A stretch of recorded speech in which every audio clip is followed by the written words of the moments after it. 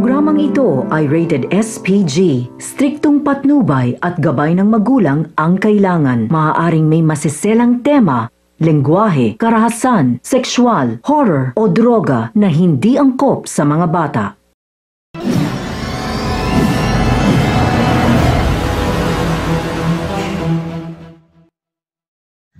Hello guys, magandang umaga po sa inyong lahat. Sa mga sandali po, binabati ko po lahat ng aming subscriber, lahat po ng aming mga followers. Sa mga oras na ito, ako po ay narito ngayon sa Barangay San Bartolome, sa Totomo City, Batangas. Ako saan po ay nasa gawin likuran ko ang mga kawani, yung po ng mga namumuti po ng mais.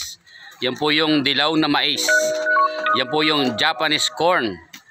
At ito po sa Barangay San Bartolome, ngayon po ay tag-ani po ng mais. At makikita po ninyo na marami po ang mga nagtitinor at marami rin po ang naghahakot mula po doon sa loob ng maisan.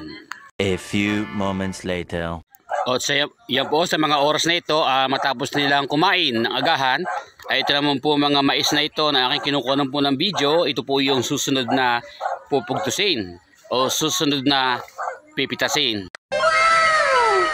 A few moments later.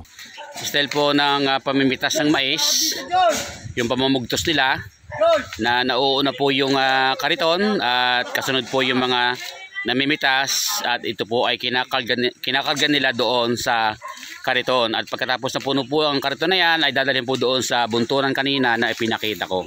A few moments later. So makikita po ninyo dito sa lugar ito, yun po yung kalaparan. Ito po yung mga pinamitasan po ng mais kahapon at sa ngayon po ay namitas po ng mais at sa banda roon ay namimitas. Yan, marami pong mga pupuso pa o yung bubulaklak pa at pupuso pang mga mais.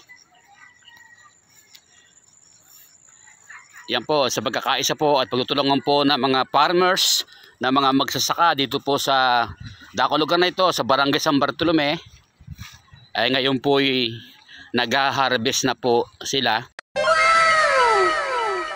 Bagamat medyo mura po ngayon ang presyo ng mais, ay sayang naman po kung hindi ito mapapanguha. A few moments later. So yan po, at pagmasdan po ninyo kung paano po tinurin ang mga mais na ito. Pinipili po nila yung mga malalaki, yung po mga good. At yung mga primera, segunda, tercera, at pati na rin po yung mga mais na may mga tama, na may mga uhod o mga kain po ng daga ng mabait. So yan po, yung truck na po yan ay talagang puno-puno mais yan mamaya. At kita nyo naman na marami pong nakabunton sa mga oras na ito.